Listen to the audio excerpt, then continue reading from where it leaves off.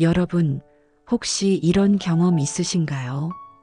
회의 시간에 용기를 내어 손을 들고 의견을 말했는데 아무도 대꾸하지 않고 내 목소리가 허공으로 흘러가는 순간, 점심자리에 나만 빼고 다른 사람들이 모여 웃으며 이야기할 때 멀리서 그 모습을 바라보면서 나는 그들 안에서 필요 없는 사람인가 하고 느끼게 되는 순간, 또는 중요한 대화 속에서 내 말이 끝나기도 전에 누군가 말을 끊고 내가 아예 없는 것처럼 대할 때, 그 순간 우리의 마음은 얼마나 아픈가요? 가슴 깊은 곳에서 무언가 찌르는 듯한 통증이 올라오고 마치 내가 공기처럼 투명한 존재가 된 것 같아 서럽고 외로워집니다. 내가 그렇게 하찮은 사람인가? 내가 뭘 잘못했길래 이런 취급을 받는 걸까? 스스로를 탓하다가도 왜 나를 이렇게 대하는 거지? 나는 그렇게 무시당해도 되는 존재가 아닌데 하는 원망의 마음이 일어나기도 하지요. 무시당한다는 것은 단순히 말 한마디가 스쳐 지나가는 문제가 아닙니다. 그것은 내 존재 전체가 부정되는 듯한 깊은 상처로 다가옵니다. 사람은 누구나 인정받고 싶고 존중받고 싶습니다. 그런데 직장에서 무시당하는 순간 그 소중한 욕구가 꺾이고 우리는 존재 자체가 흔들리는 듯한 큰 고통을 느끼게 됩니다. 혹시 여러분도 지금 이런 아픔 속에 계신가요? 매일 출근하면서 마음속 한구석에 이런 무거운 감정을 안고 살아가고 있진 않으신가요? 오늘 우리는 이 아픈 경험을 불교의 지혜로 하나하나 풀어보려 합니다. 부처님의 가르침은 단순히 옛날의 철학이 아니라 지금 이 순간 우리의 상처난 마음을 감싸줄 수 있는 따뜻한 위로이자 힘겨운 삶을 견디고 때로는 다시 일어설 수 있게 하는 지혜입니다. 직장에서 무시당할 때, 마음이 무너질 때 우리는 어떻게 해야 할까요? 억지로 참아야만 할까요? 아니면 분노로 맞서야만 할까요? 오늘 이 시간 우리는 답을 강요하지 않습니다. 그저 함께 앉아 차분히 이야기하며 불교의 지혜 속에서 우리가 조금 더 편안하게 숨 쉴 수 있는 길을 찾아보려 합니다. 그러니 여러분, 기억하세요. 당신은 혼자가 아닙니다. 이 길을 함께 걸어가는 수많은 사람들이 있고 그 길 위에서 부처님의 지혜가 우리를 이끌어 줄 것입니다. 혹시 지금 마음이 많이 지쳐 있다면 오늘 이 시간을 잠시 내 마음을 쉬어가는 자리로 삼아 보세요. 당장 답을 찾지 않아도 괜찮습니다. 지금 여기서 나만 이런 게 아니구나, 나와 같은 마음을 가진 이들이 있구나 하는 사실만으로도 위로가 될 수 있습니다. 그 마음으로 이제 첫 번째 이야기를 시작해 보겠습니다. 여러분, 무시당한다는 것은 어떤 느낌일까요? 겉으로는 단순히 대답을 듣지 못하거나 내 말이 흘러가 버리는 경험일 수도 있습니다. 하지만 그 순간 우리의 마음속에서는 작은 파문이 아니라 커다란 지진과도 같은 흔들림이 일어납니다. 존재 전체가 부정되는 듯한 공허함, 마치 내가 이 자리에 있지 않은 것 같은 허망함이 피어오르는 것이지요. 인간은 사회적 존재입니다. 우리는 태어나면서부터 누군가의 시선, 누군가의 말, 누군가의 인정 속에서 자라납니다. 아기가 태어나서 처음으로 눈을 뜰 때 가장 먼저 찾는 것은 엄마의 눈빛입니다. 그 눈빛 속에서 나는 사랑받고 있구나라는 감각을 얻습니다. 아버지의 칭찬 한마디가 어린아이의 마음을 단숨에 활짝 피우는 것도 같은 이유입니다.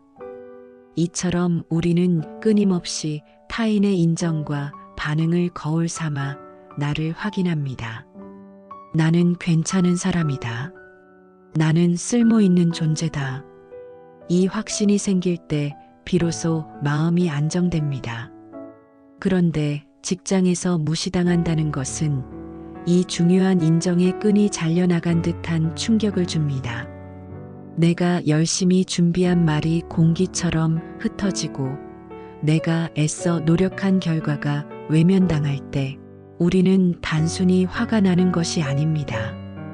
더 깊은 차원에서 이렇게 속삭이는 질문을 듣게 됩니다. 나는 소중하지 않은 존재인가? 나는 이곳에서 필요 없는 사람인가? 여러분, 이 아픔은 너무나도 자연스러운 것입니다. 무시당했다고 해서 여러분이 유난히 약한 사람이어서 그런 것이 아닙니다. 그만큼 인간은 서로에게 기대고 서로의 눈빛 속에서 살아가는 존재라는 뜻입니다. 누군가가 나를 투명인간 취급할 때 그것이 견디기 힘든 이유는 내가 본래부터 연약하기 때문이 아니라 내가 사람답게 살아가고 있기 때문입니다. 불교에서는 이 고통의 뿌리를 아상, 즉 나라는 존재가 중요하다는 집착에서 설명합니다. 여러분, 이 말을 오해하지 마시길 바랍니다. 아상이 있다는 것이 잘못이라는 뜻은 아닙니다. 누구나 아상이 있습니다.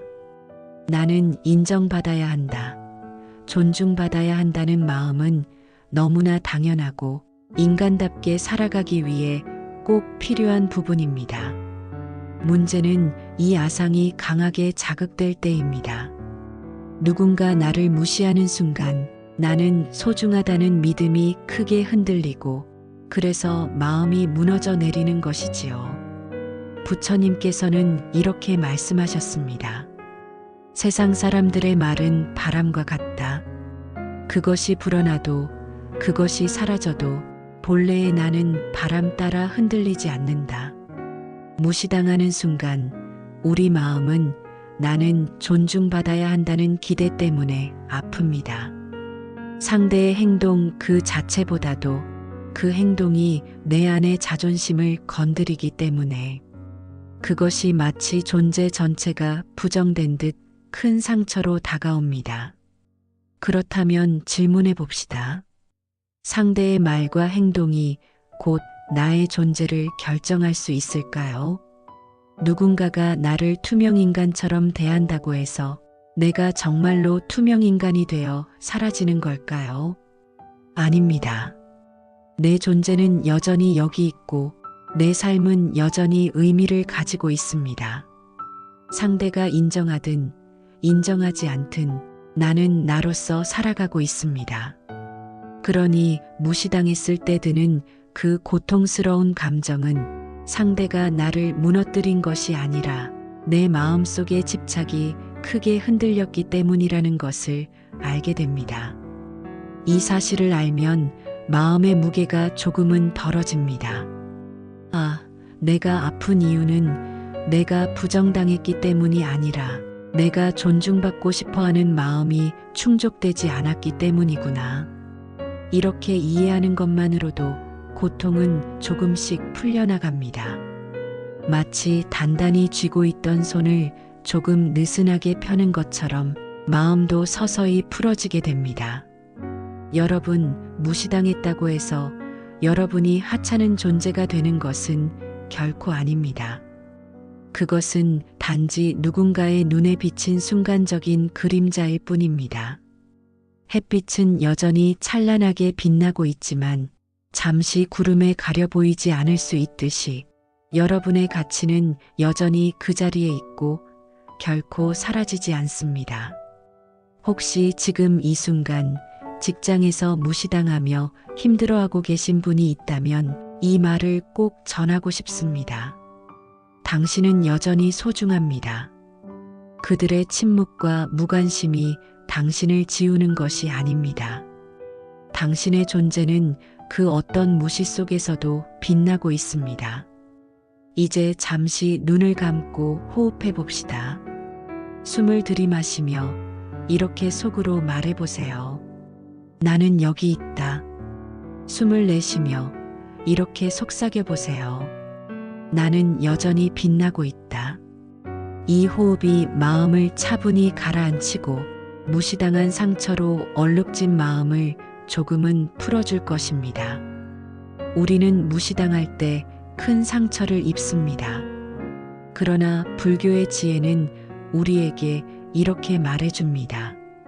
당신의 존재는 타인의 말과 시선에 의해 결정되지 않는다. 당신은 그 자체로 이미 소중하다. 이 사실을 기억한다면 누군가의 무시가 우리를 흔들 수는 있어도 결코 우리를 지울 수는 없다는 것을 알게 될 것입니다. 우리가 무시당한다고 느낄 때 가장 먼저 떠오르는 생각은 무엇일까요? 내가 뭔가 잘못한 걸까? 내가 부족해서 저 사람들이 나를 이렇게 대하는 걸까? 우리는 습관처럼 스스로를 의심합니다. 그리고 그 의심은 끝도 없이 이어집니다. 내가 말을 서툴게 했나? 내가 분위기를 맞추지 못했나? 내가 이 자리에 어울리지 않는 사람일까? 이렇게 자기 자신을 끝없이 탓하다 보면 내 마음은 점점 더 작아지고 존재의 빛은 점점 더 희미해져 갑니다. 그런데 불교는 우리에게 이렇게 속삭입니다. 그것은 단지 연기의 결과일 뿐이다. 여러분, 연기란 무엇일까요? 연기란 모든 것은 조건이 모여 생겨난다는 가르침입니다. 아무것도 홀로 생겨나는 것은 없습니다. 꽃이 피기 위해서는 흙이 필요하고 햇빛과 비가 필요하며 바람과 시간까지도 필요합니다. 꽃 한 송이조차 수많은 인연이 모여서 피어나듯 나라는 존재도 상대의 행동도 심지어 지금 이 순간 우리가 처한 직장의 분위기조차도 모두 수많은 조건들이 모여 생겨난 결과일 뿐입니다. 그러니 누군가 나를 무시했다고 해서 그것이 곧 나의 잘못이라고 단정 지을 수는 없습니다. 상대방의 성격, 그날의 기분, 그 사람이 살아온 환경과 쌓아온 업, 조직의 분위기, 경쟁적인 환경, 심지어 그날 흐린 날씨와 같은 작은 요소들까지 이 모든 것이 겹쳐져서 하나의 행동으로 드러난 것입니다. 그러니 누군가 나를 투명인간 취급했다고 해도 그것은 내 존재 전체를 부정하는 것이 아니라 그저 수많은 조건이 모여 만들어낸 순간적인 현상일 뿐입니다. 이 모습을 우리는 구름 낀 하늘에 비유할 수 있습니다. 흐린 날의 태양을 떠올려 보세요. 태양은 여전히 찬란하게 빛나고 있습니다. 그러나 구름이 짙게 껴서 그 빛을 가려버립니다. 그렇다고 해서 태양이 사라진 것은 아닙니다. 여전히 그 자리에 있고 여전히 뜨겁게 빛나고 있습니다. 마찬가지로 여러분의 존재도 결코 사라지지 않습니다. 직장에서 누군가가 여러분을 인정하지 않는다 해도 여러분의 가치는 결코 변하지 않습니다.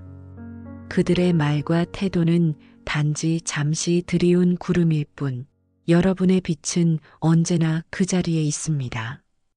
여러분, 여기서 중요한 것은 바로 이것입니다. 그들의 무시가 곧 나를 부정하는 것이 아니다.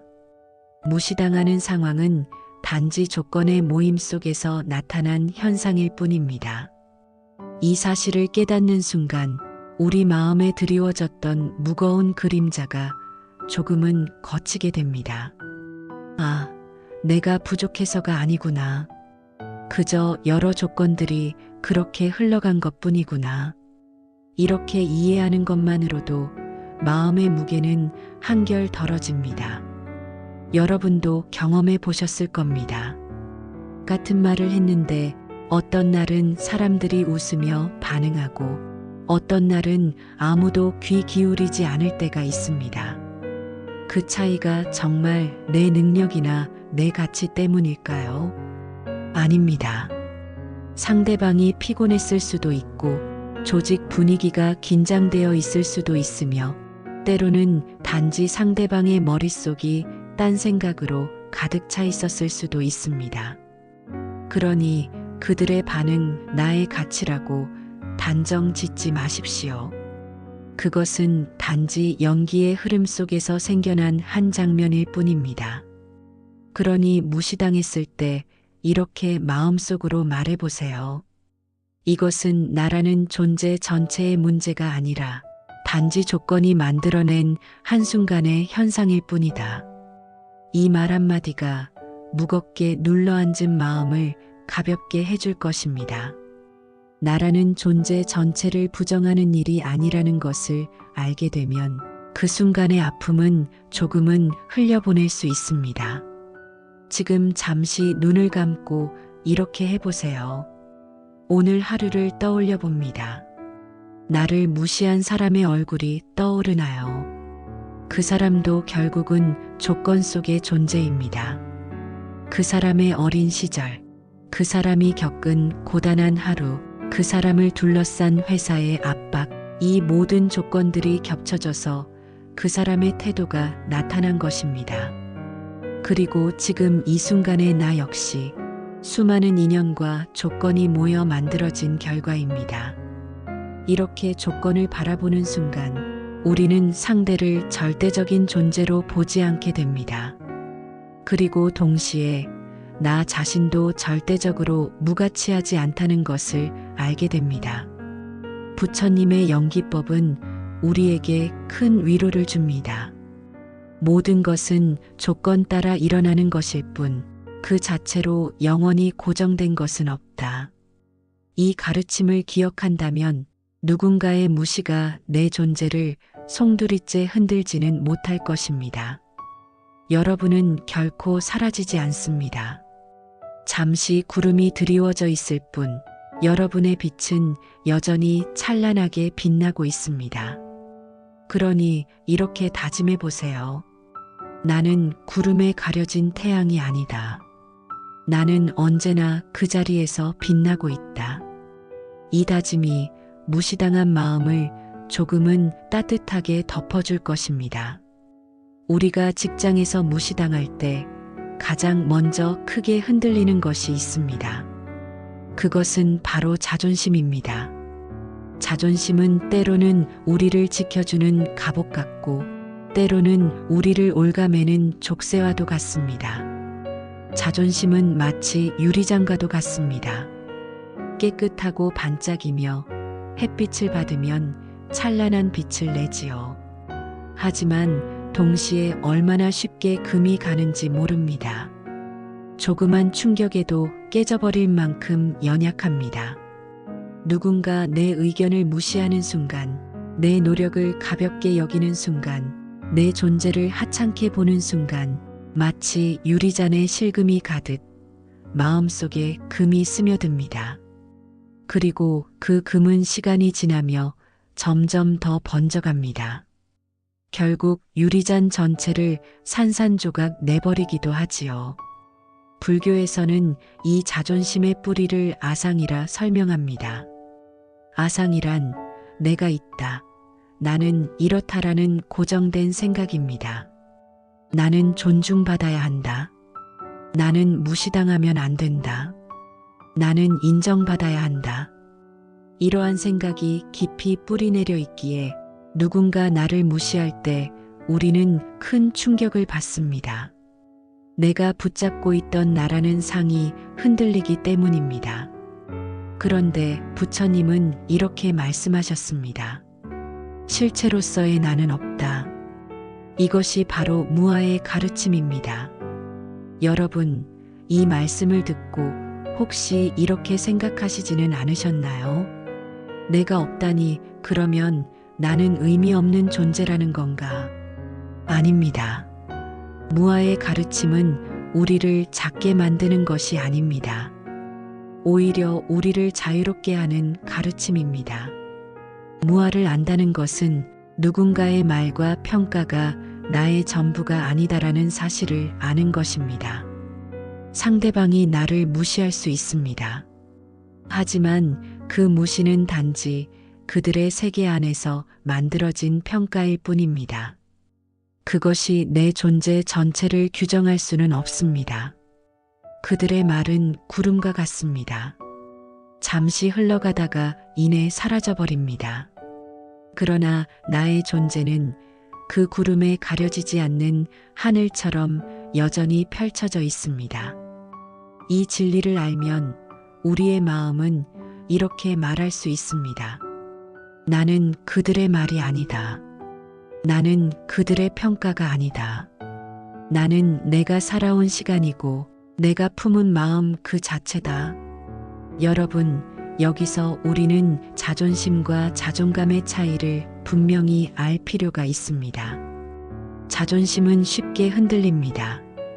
누군가의 한마디에 깨지고 작은 무시에 금이 갑니다. 그러나 자존감은 그렇지 않습니다. 자존감은 내 안에서 스스로 확인하는 힘입니다. 남이 뭐라 하든 내 안에서 나는 소중하다라고 스스로 말할 수 있는 힘입니다.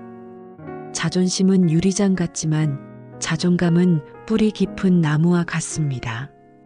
바람에 잎사귀가 흔들려도 뿌리는 땅속 깊이 단단히 자리하고 있습니다. 불교에서 말하는 무아는 이 자존감을 더욱 단단하게 해줍니다. 왜냐하면 무아의 관점에서 볼 때 상대의 무시는 나의 본질을 건드릴 수 없기 때문입니다. 무아는 나라는 존재가 공허하다는 뜻이 아닙니다. 오히려 고정된 나가 없기에 무수한 가능성이 열려 있다는 뜻입니다.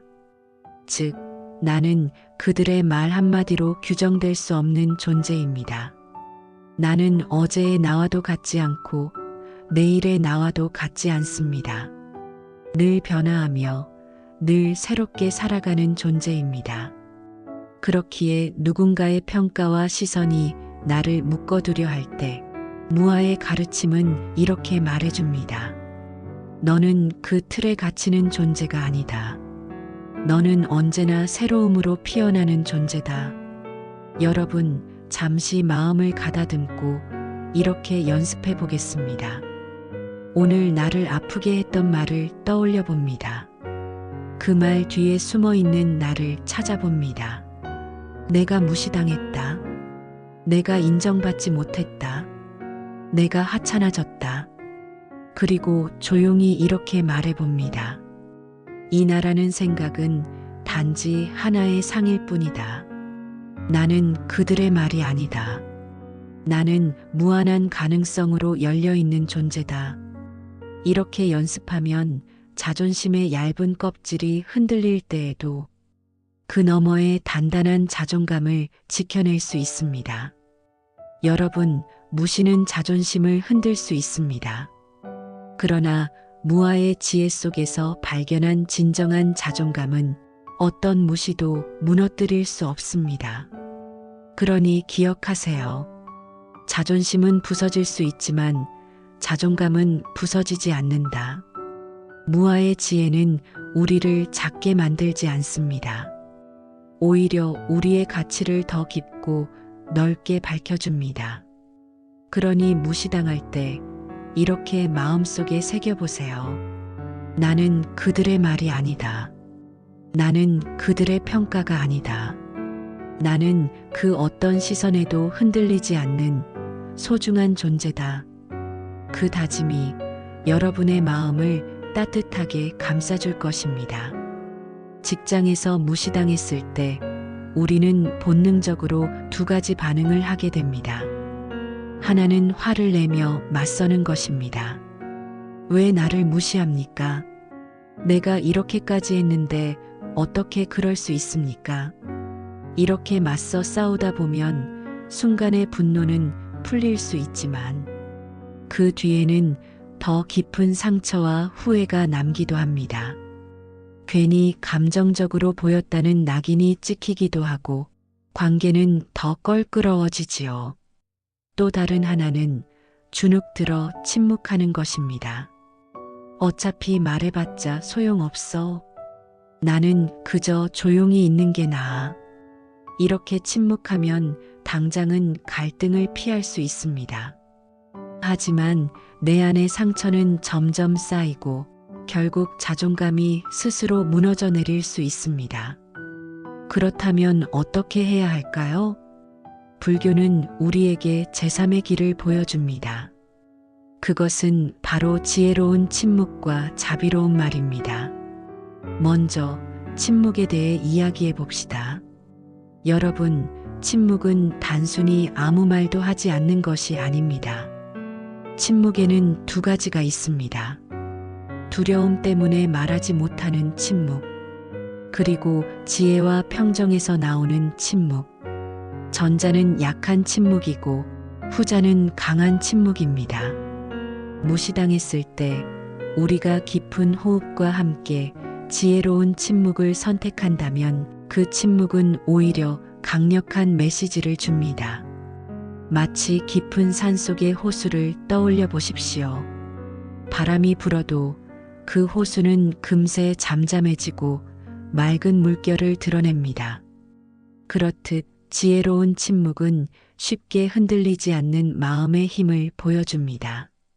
상대방은 나를 무시하려 하지만 나는 그 무시에 흔들리지 않고 고요히 머무를 수 있습니다.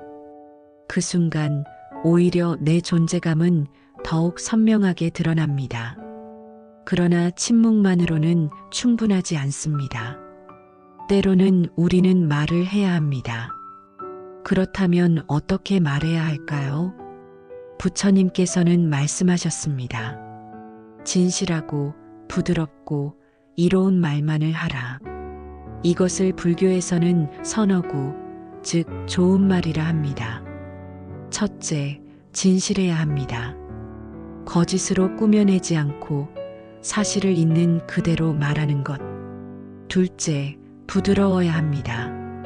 내 말이 상대방의 마음을 찌르는 칼이 아니라 쓰다듬어주는 손길이 되도록 하는 것. 셋째, 이로워야 합니다. 듣는 이에게 도움이 되고 공동체에 유익한 말이 되도록 하는 것. 무시당할수록 우리는 이 세 가지를 기억해야 합니다. 내 말이 화살이 되지 않고 향기가 되게 하는 것. 그 순간 우리의 말은 단순한 소리가 아니라 상대의 마음속에 오래 남는 울림이 됩니다. 여러분, 무시당할수록 역설적으로 우리는 자비로운 말로 대응할 수 있습니다. 왜냐하면 무시는 상대의 부족함에서 비롯되기 때문입니다. 상대가 나를 무시한다는 것은 그 마음속에 여유가 없다는 뜻입니다. 자신의 불안, 자신의 분노, 자신의 두려움을 나에게 투영한 것일 수 있습니다. 그렇다면 그 순간 우리가 화로 맞서면 그들의 불안과 나의 불안이 부딪히며 더 큰 상처만 남습니다. 하지만 우리가 자비롭게 말한다면 그 자비는 상대의 메마른 마음에 한 방울의 물이 됩니다. 그리고 그 물방울은 언젠가 씨앗을 틔울지도 모릅니다. 여러분, 실생활에서 이렇게 연습해 보세요. 누군가 나를 무시했을 때 먼저 호흡을 깊게 들이마십니다. 나는 흔들리지 않는다. 이렇게 마음속으로 되뇌세요. 침묵을 선택할지, 말을 선택할지 잠시 멈추어 관찰합니다. 만약 말이 필요 없다면 고요히 침묵합니다. 만약 말이 필요하다면 진실 부드러움 이로움을 기준으로 짧게 말합니다. 예를 들어, 제가 한 말이 혹시 잘 전달되지 않은 것 같아 다시 한번 설명드려도 괜찮을까요? 그 부분에 대해서는 제 생각을 조금 더 말씀드리고 싶습니다. 이런 말은 상대를 공격하지 않으면서도 나의 존재를 분명히 드러내는 방법입니다. 침묵과 말은 서로 대립하는 것이 아닙니다. 침묵은 내면의 힘을 지키는 것이고 말은 그 힘을 세상과 나누는 것입니다. 때로는 침묵이 가장 큰 울림이 됩니다. 때로는 자비로운 말이 가장 따뜻한 빛이 됩니다. 이 두 가지가 균형을 이루면 무시에 휘둘리지 않고 오히려 내 품위를 지킬 수 있습니다. 여러분, 상대의 무시는 잠깐 스쳐가는 바람일 뿐입니다. 하지만 지혜로운 침묵과 자비로운 말은 오래도록 향기를 남깁니다. 그러니 기억하세요. 화로 맞서지 마십시오. 두려움 속에서 침묵하지 마십시오. 대신 지혜로운 침묵과 자비로운 말로 대응하십시오. 그 순간 여러분의 마음은 무시를 넘어서는 힘을 얻게 됩니다.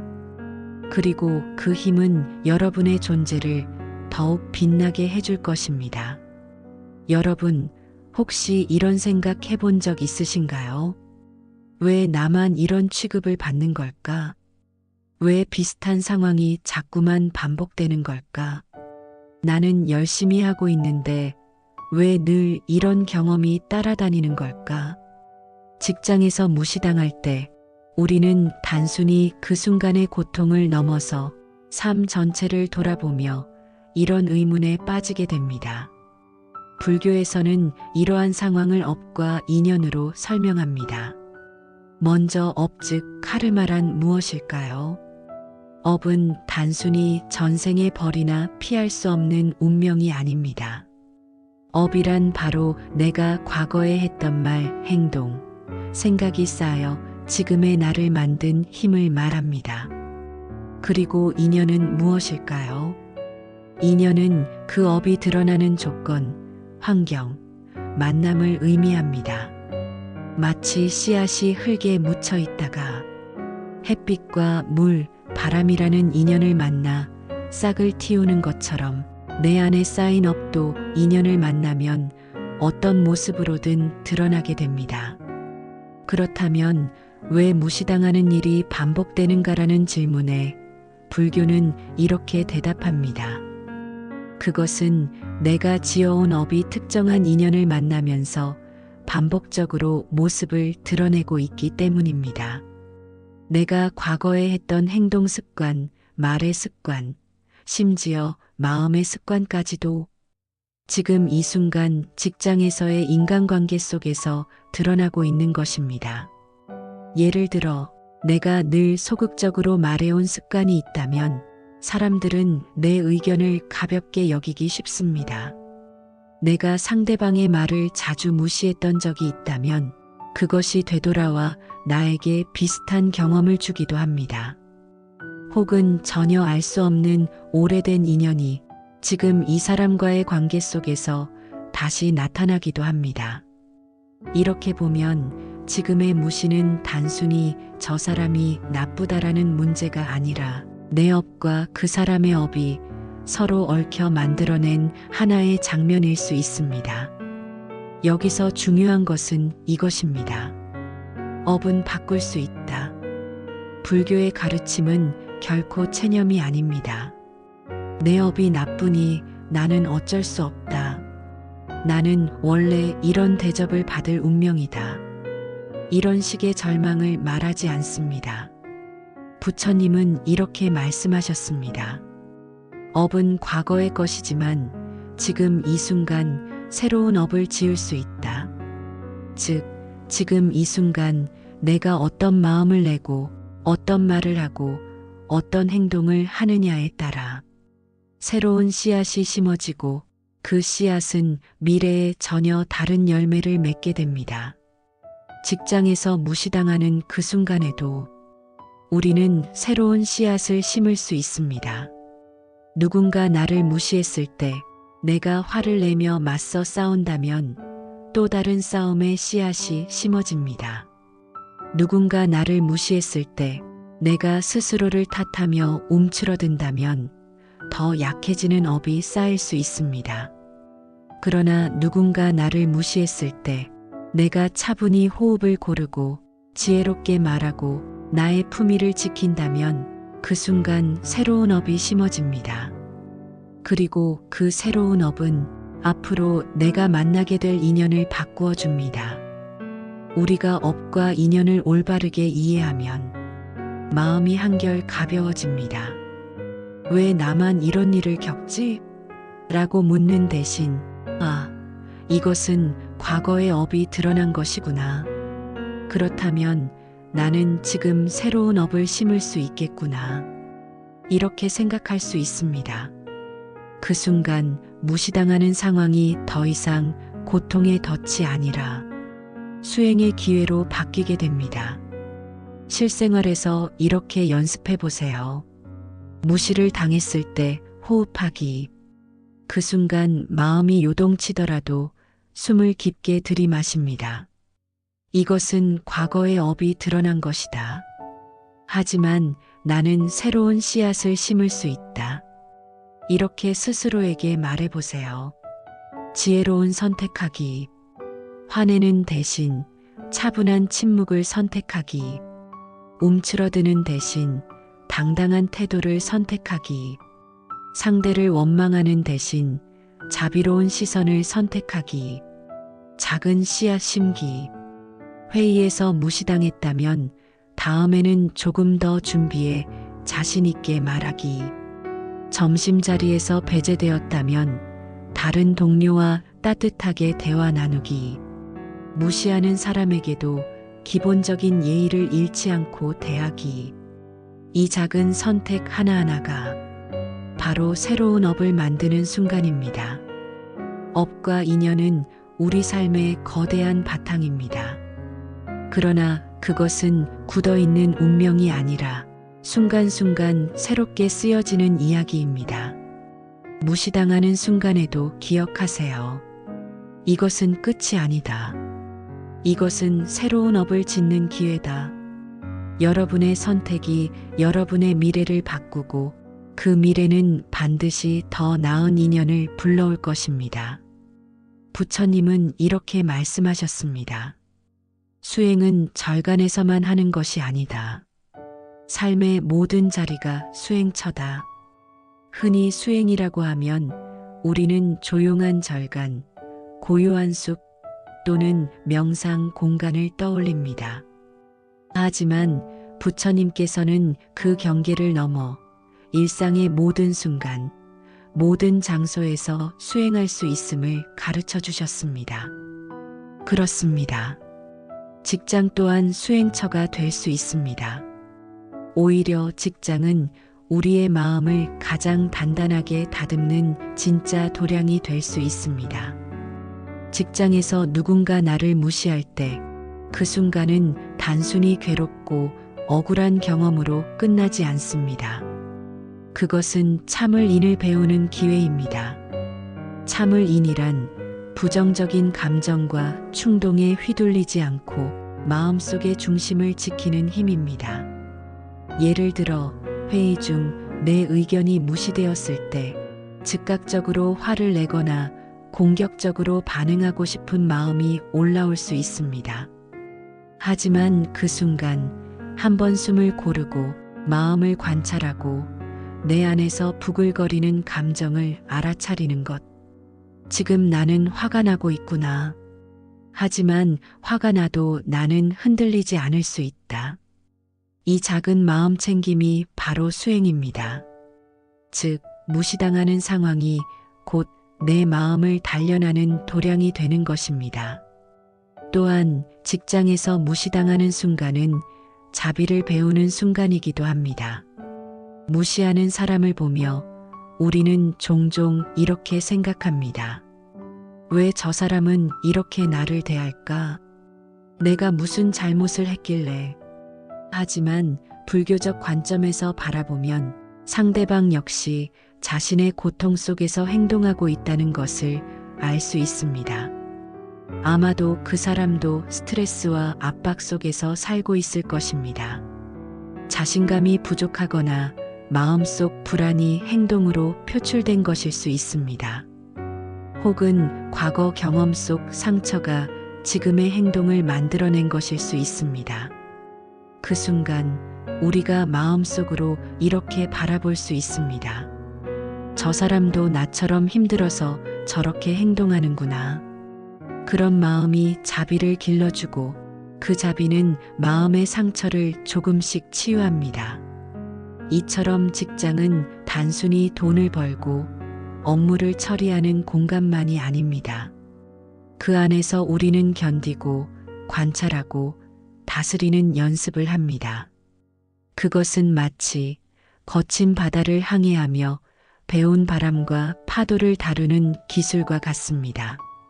무시당하는 순간마다 내 마음을 관찰하고 화와 슬픔을 알아차리고 대응을 선택하고 다시 마음을 고요히 되돌리는 것. 이 모든 과정이 바로 수행입니다. 실생활에서 이렇게 연습해 보세요. 무시당했을 때 마음 알아차리기. 지금 내 마음 속에서 어떤 감정이 올라오는지 관찰합니다. 화, 슬픔, 억울함, 두려움 모든 감정을 부정하지 말고 그냥 인정합니다. 호흡으로 마음 중심 잡기. 깊게 숨을 들이마시고 내쉬며 마음을 고요히 합니다. 나는 흔들리지 않는다. 나는 내 마음을 지킬 수 있다. 자비로운 시선으로 바라보기. 상대방의 무시는 그 사람의 고통과 업 때문임을 이해합니다. 저 사람도 힘든 사람이구나. 실천적 대응 선택하기. 화내지 않고 침묵하거나 부드럽고 진실하게 대응하거나 필요한 경우 당당히 내 의견을 전달합니다. 이 모든 과정은 직장이라는 현실 속에서 지혜와 자비를 동시에 기르는 수행이 됩니다. 직장에서 무시당할 때의 고통은 피할 수 없습니다. 하지만 그 순간을 바라보는 나의 태도가 삶을 바꿉니다. 화와 원망으로 끝내면 고통은 계속 이어집니다. 하지만 호흡과 관찰, 자비와 지혜로 대응하면 그 경험은 나를 단단하게 하고 내 마음을 성장시키는 진정한 수행처가 됩니다. 그러니 오늘도 기억하세요. 직장은 수행처다. 무시는 나를 닦는 연습이다. 나는 흔들리지 않고 성장한다. 그 마음으로 하루를 살아간다면 여러분의 마음은 조금씩 단단해지고 무시당하는 순간조차 내 삶의 의미 있는 한 부분으로 바뀌게 될 것입니다. 지금까지 우리는 직장에서 무시당했을 때 느끼는 아픔과 그 마음을 다스리는 방법을 불교의 지혜를 통해 살펴보았습니다. 연기법을 통해 상황은 나의 존재를 정의하지 않는다는 것을 배우고 무아의 가르침으로 자존심과 평가에 흔들리지 않는 나를 이해하며 업과 인연의 관점으로 반복되는 경험도 새로운 선택으로 바꿀 수 있다는 것을 깨달았습니다. 또 직장을 수행처로 삼아 무시당하는 순간조차 마음을 닦는 기회로 바꾸는 법도 배웠지요. 그러나 이러한 지혜와 자비만으로는 때로 충분하지 않을 때가 있습니다. 특히 마음 깊은 곳에서 느껴지는 상처, 나는 소중하지 않은 존재인가라는 의문은 단순히 외부의 시선만으로는 다 풀리지 않습니다. 그럴 때 필요한 것이 바로 자기 존중입니다. 부처님은 말씀하셨습니다. 자신을 사랑하지 않는 자는 남을 사랑할 수 없다. 여기서 중요한 것은 자기 존중이 오만이나 교만과는 다르다는 점입니다. 나는 남보다 뛰어나야 한다라는 생각이 아니라 나는 그대로 소중하다. 내 존재 자체가 의미 있다는 온전한 인정입니다. 무시당했을 때 내 마음이 흔들리는 이유는 무엇일까요? 그것은 상대가 나를 깎아내린 것이 아니라 내 안에서 나는 소중해야 한다는 마음이 자극되기 때문입니다. 즉, 내 마음속 기대가 충족되지 않았기 때문입니다. 그렇다면 그 기대를 내 스스로 충족시켜 주는 것, 그것이 바로 자기 존중입니다.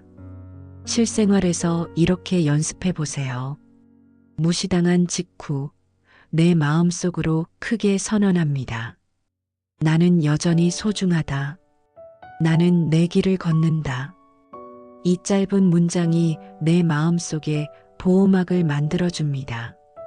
상대의 무시가 날아와도 그 보호막 속에서 내 마음은 쉽게 다치지 않습니다. 보호막은 단순히 마음을 단단하게 하는 것이 아닙니다. 그 안에는 부드럽고 단단한 자기 인정이 들어 있습니다. 바람이 불어도 흔들리지 않는 나무처럼 그 보호막 속에서 우리는 마음의 평온을 지킬 수 있습니다. 그렇다면 구체적으로 어떻게 자기 존중을 지킬 수 있을까요? 내 마음 관찰하기. 무시당할 때 내 안에서 어떤 감정이 올라오는지 알아차립니다. 화, 슬픔, 서운함, 불안 모든 감정을 부정하지 않고 관찰합니다. 내 존재 인정하기. 나는 지금 이렇게 느끼고 있구나. 나는 소중한 존재다. 말로 하거나 마음속으로 반복합니다. 내 선택을 존중하기. 무시를 받았을 때 대응 방식을 내가 선택할 수 있다는 사실을 기억합니다. 침묵할 수도, 차분히 말할 수도, 내 의견을 존중하며 표현할 수도 있습니다. 작은 성공 경험 쌓기. 오늘 한 번의 대화, 회의, 행동 속에서 스스로를 존중한 경험을 쌓습니다. 나는 오늘 내 마음을 지켰다. 나는 내 길을 걸었다. 이 작은 반복이 쌓이면 내 마음속 자기 존중의 보호막은 점점 두꺼워집니다. 중요한 것은 이 보호막이 외부에서 오는 것이 아니라 내 안에서 만들어진다는 점입니다. 누군가 나를 무시하거나 평가하지 못하게 하는 힘은 내 안의 자기 존중에서 비롯됩니다. 내 마음속에서 스스로를 지킬 때, 내 가치를 인정할 때, 나를 소중히 여길 때, 그 누구도 내 가치를 흔들 수 없습니다. 그 누구도 내 존재를 지울 수 없습니다. 이 사실을 이해하면 무시당했을 때 느끼는 아픔은 더 이상 외부에 의해 좌우되지 않습니다. 내 마음속에서 이미 평온과 안정이 시작되기 때문입니다. 여러분, 이제 오늘의 긴 여정을 마무리할 시간이 되었습니다. 우리는 함께 두려움과 불안을 바라보았고 그 감정이 결코 우리를 약하게 만드는 것이 아님을 배웠습니다. 오히려 그것은 살아있다는 증거이고 우리 안에 여전히 희망과 가능성이 숨쉬고 있다는 신호이기도 합니다. 잠시 눈을 감고 오늘 내가 이 자리에 앉아 이 이야기를 듣고 있다는 사실을 떠올려 보세요. 그 자체로 이미 대단한 용기입니다. 수많은 선택지와 바쁜 일정 속에서 내 마음을 돌보고 싶다는 마음으로 이 시간을 함께 했다는 것은 여러분이 스스로를 소중히 여기고 있다는 증거입니다. 불안은 때때로 우리를 괴롭히지만 그 불안은 사실 나를 보호하려는 마음에서 비롯됩니다. 앞날이 보이지 않으니 두려운 것이고 사랑하는 사람을 잃을까 두려우니 불안한 것입니다. 그렇다면 불안은 단순한 적이 아니라 나를 지키고자 하는 또 하나의 마음이 아닐까요? 부처님께서는 이렇게 말씀하셨습니다. 마음은 길들이기 전에는 적과 같지만 길들이고 나면 가장 든든한 벗이 된다. 그렇습니다. 우리가 불안과 두려움을 적으로만 바라보지 않고 그 속에 담긴 메시지를 듣기 시작할 때 불안은 서서히 우리 편이 됩니다. 삶은 언제나 불확실합니다. 내일의 일조차 확실히 알 수 없지요. 하지만 그 불확실성 때문에 삶은 아름답습니다. 확실하게 정해진 미래라면 우리는 오늘을 애써 살 이유가 없을지도 모릅니다. 그러나 내일이 어떻게 흘러갈지 모르기 때문에 지금의 이 순간이 더욱 소중해집니다. 지금 이 순간 심장이 뛰고 있다는 것, 숨이 고르게 이어지고 있다는 것, 이 순간 함께 살아가고 있다는 것, 그것만으로도 우리는 이미 많은 것을 누리고 있습니다. 오늘 우리는 부처님의 가르침을 따라 두려움과 불안을 바라봤습니다. 부처님께서는 모든 것은 무상하다고 하셨습니다. 즉, 두려움도 머무르지 않습니다. 불안도 영원하지 않습니다. 그것은 잠시 찾아왔다가 마침내 사라집니다. 마치 흐르는 구름처럼, 지나가는 바람처럼. 그리고 또 하나, 부처님은 자비를 강조하셨습니다. 이 자비는 타인에게만 향하는 것이 아닙니다. 무엇보다 먼저 자기 자신에게 베풀어야 합니다. 스스로에게 이렇게 말해보세요. 괜찮아. 너는 잘하고 있어. 완벽하지 않아도 돼. 지금의 너로도 충분해. 이 말이 누군가의 입에서 나오길 기다리지 말고 내가 나에게 먼저 건네주세요. 그 순간 마음은 한결 가벼워지고 두려움은 조금씩 힘을 잃습니다. 여러분 기억하세요. 당신은 혼자가 아닙니다. 이 세상에는 수많은 사람이 두려움과 불안을 안고 살아갑니다. 겉으로는 담담해 보이고 아무렇지 않은 듯 웃는 사람도 사실은 그 마음 깊은 곳에서 두려움과 싸우고 있을지 모릅니다. 그러니 내가 두렵다고 해서, 내가 불안하다고 해서 그것이 나만의 약점이라고 여기지 마세요. 그것은 인간이라면 누구나 겪는 자연스러운 경험입니다. 우리는 모두 비슷한 길 위를 걷고 있습니다. 다만 서로 다른 속도로 다른 모양의 짐을 짊어진 채 걸어갈 뿐입니다. 이제 오늘의 긴 이야기를 마무리하며 여러분께 작은 축복을 드리고 싶습니다. 앞으로 두려움이 몰려올 때 부디 도망치지 마시고 잠시 멈추어 바라보세요. 그 속에서 나는 살아있다는 진실을 발견하시길 바랍니다. 불안이 고개를 들 때 스스로를 책망하지 마시고 오히려 따뜻한 자비의 말을 건네세요. 그 순간 불안은 더 이상 적이 아니라 당신의 길을 밝혀주는 등불이 될 것입니다. 그리고 언제 어디서든 지금 이 순간 숨 쉬고 있다는 사실 하나만으로도 충분히 값진 삶임을 기억하시길 바랍니다. 여러분, 오늘 이 긴 시간을 함께 해주셔서 감사합니다. 혹시라도 지금 마음이 조금은 가벼워졌다면 그것으로 충분합니다. 비록 우리가 얼굴을 마주하지는 않았지만 이 시간 동안 여러분의 마음에 작은 위로와 따뜻함이 닿았기를 진심으로 바랍니다. 마지막으로 이렇게 말씀드리고 싶습니다. 당신은 혼자가 아닙니다. 당신의 두려움은 사라질 수 있고 당신의 불안은 치유될 수 있습니다. 그리고 무엇보다 당신은 이미 충분히 소중한 존재입니다. 오늘도 수고 많으셨습니다. 평안한 밤 되시길 바랍니다. 그리고 내일은 조금 더 가벼운 마음으로 새로운 하루를 맞이하시기를 바랍니다. 감사합니다.